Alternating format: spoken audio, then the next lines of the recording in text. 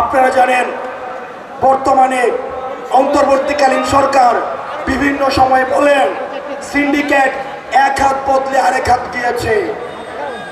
আমরা আপনাদেরকে বলতে চাই, সিন্ডিকেট যদি এক হাত বদলে আরেক হাতে যায়, এটা বলার জন্য আপনি সরকার হয় নাই, বরং এই সিন্ডিকেট গুলো ভাঙার জন্য আপনাকে বসানো হয়েছে।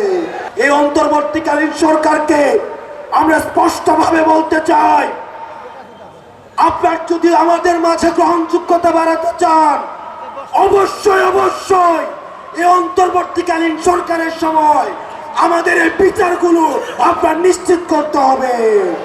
দীর্ঘ ১.৫ যুগেরও বেশি সময় ধরে খুনি শেখ হাসিনা আমাদের দেশের রাজনৈতিক কাঠামো ভেঙে দিয়েছে, আমাদের দেশটাকে নেতৃত্ব সংকটের মধ্যে ফেলে দিয়েছে। আমরা যখন দেখেছি আমাদের পূর্ব প্রজন্মের যারা নেতৃত্ব রয়েছে, তারা বিভাজনের রাজনীতির কারণে বছরের পর বছর এই ফ্যাসিবাদ মুক্ত বাংলাদেশ করতে পারেনি, তারা ব্যর্থ হয়েছে। তারা যেই জায়গায় ব্যর্থ হয়েছে, ঠিক সেই জায়গাটিতে আমাদের তরুণ প্রজন্মকে হাল ধরতে হয়েছে। প্রিয় ফরিদপুরবাসী, আমরা আপনাদের কাছে আশা করব, এই লিডারশিপের যে নেতৃত্ব, এই নেতৃত্বের যে হাল আমরা ধরেছিলাম, পরবর্তী বাংলাদেশ পুনর্গঠনে আমাদের এই নেতৃত্বের হাল আমাদের শক্তভাবে আমাদেরকে ধরতে হবে। প্রিয় ফরিদপুরবাসী, আপনারা জানেন ৮ই আগস্ট সরকার গঠন করার পরে আজকে আমরা জানুয়ারির ৬ তারিখ ২০২৫ সালে এখনো পর্যন্ত কিন্তু আমরা দৃশ্যমান একটি বিচারও আমরা দেখি নাই।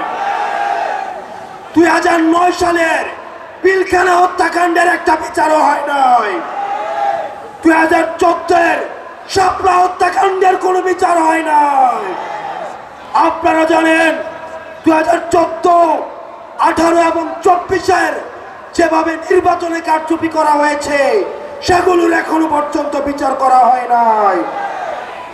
এই অন্তর্বর্তীকালীন সরকারকে আমরা স্পষ্টভাবে বলতে চাই, আপনার যদি আমাদের মাঝে গ্রহণযোগ্যতা বাড়াতে চান, অবশ্যই অবশ্যই এই অন্তর্বর্তীকালীন সরকারের সময় আমাদের এই বিচারগুলো আপনার নিশ্চিত করতে হবে। এখনো পর্যন্ত আমাদের এই বিপ্লবকে অনেকে মেনে নিতে পারে নাই, সেজন্য কিছুদিন পর পর আমরা দেখি বিচার বিভাগে কু করা হয়, আমরা দেখি পুলিশে কু করা হয়, আমরা দেখি আনসারের বিদ্রোহ হয়, আমরা দেখি সচিবালয়ে আগুন লাগানো হয়। আমরা সবাইকে বলতে চাই, আপনারা রিয়েলিটি মাইনা নেন। এই ফরিদপুরবাসী যতদিন জেগে আছে, খুনি শেখ হাসিনা কোনোদিন বাংলাদেশে ফিরবে না। প্রিয় দেশবাসী, আপনারা জানেন আমরা একটা দীর্ঘ সময় ধরে বিভাজনের রাজনীতির মধ্যে আমরা বেড়ে উঠেছি। আমাদের বিভাজনের রাজনীতির মধ্যে রেখে আমরা জাতীয় ঐক্য কখনো পৌঁছতে পারিনি। আমাদের পূর্বের যারা রাজনীতিবিদ রয়েছেন, আমরা আপনাদেরকে আহ্বান জানাবো, আপনাদের রাজনৈতিক প্রজ্ঞা, আপনাদের রাজনৈতিক অভিজ্ঞতা, সেগুলোকে আমরা তরুণ প্রজন্ম আমরা আপনাদেরকে সম্মান জানাই। একই সাথে আপনাদেরকে আহ্বান জানাবো, এই তরুণ প্রজন্মের যে আত্মবিশ্বাস, এই তরুণ প্রজন্মের যে অকুত ভয়, এই তরুণ প্রজন্মের যে বাঁধ ভাঙা যে ভয়, এই ফ্যাসিবাদকে বাংলাদেশ থেকে উৎখাত করার জন্য তাদের যে প্রত্যয়, আপনার প্রজ্ঞার সাথে তাদের এই প্রত্যয়ের যদি আপনারা সম্মিলন না ঘটাতে পারেন, তাহলে ২৪ পরবর্তী বাংলাদেশ বিনির্মাণে আমরা ব্যর্থ হব। সুতরাং এই বিভাজনের রাজনীতি বাদ দিয়ে আমরা আমাদের অভিজ্ঞ যে রাজনীতিবিদ রয়েছে, আমাদের পূর্বসূরি যারা রয়েছে, আপনাদের লড়াই এবং সংগ্রাম, এই লড়াই এবং সংগ্রামকে আমরা স্বাগত জানাই। একই সাথে সাথে আমরা আপনাদেরকে আহ্বান জানাবো, এই তরুণ প্রজন্মকে আপনারা স্বীকৃতি দিন। এই তরুণ প্রজন্মের আপনারা যদি এই তরুণ প্রজন্মের ক্রোধকে, এই তরুণ প্রজন্মের অকুত ভয়, আত্মবিশ্বাসকে আপনারা সম্মান না জানান, তাহলে 24 পরবর্তী যে বাংলাদেশ রয়েছে এই বাংলাদেশ সুখকর হবে না। প্রিয় দেশবাসী, আপনারা জানেন অতীতে ঢাকার মসনদে কে বসবে সেটি নির্ধারিত হতো দিল্লি থেকে। আমাদের নতজানু পররাষ্ট্রনীতির কারণে আমরা দেখেছি নির্বাচনের আগে আমাদের দেশের রাজনৈতিক দলগুলো সবাই দিল্লিমুখী হতো। আমরা স্পষ্টভাবে বলতে চাই 24 পরবর্তী বাংলাদেশে ঢাকার ক্ষমতায় কে বসবে সেটি দিল্লি থেকে নির্ধারিত হবে না, বরং সীমান্তের মধ্যে জনগণ নির্ধারণ করবে বাংলাদেশের মসনদে কে বসবে। সুতরাং আপনারা দিল্লিমুখী না হয়ে, ক্ষমতামুখী না হয়ে আপনারা জনতামুখী হন।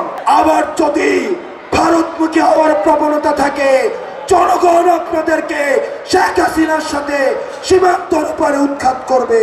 প্রিয় দেশবাসী, আপনারা জানেন 7ই জানুয়ারি আমার বোন ফেলানীকে ভারত আমার বোন ফেলানীকে হত্যা করে কাঁটাতারে ঝুলিয়ে রেখেছিল। আমাদের নতজানু সরকার তৎকালীন সময় তার ভারত প্রীতির কারণে, যেহেতু তার ক্ষমতা ভারতে বর্গা দেওয়া, সেজন্য কখনোই সেটা নিয়ে 2 শব্দ পর্যন্ত করেনি। আমরা স্পষ্টভাবে বলতে চাই, বাংলাদেশের পররাষ্ট্রনীতি এখন থেকে নির্ধারিত হবে চোখে চোখ রেখে এবং ন্যায্যতার ভিত্তিতে। আপনারা জানেন বর্তমানে অন্তর্বর্তীকালীন সরকার বিভিন্ন সময় বলেন সিন্ডিকেট এক হাত বদলে আরেক হাত গিয়েছে।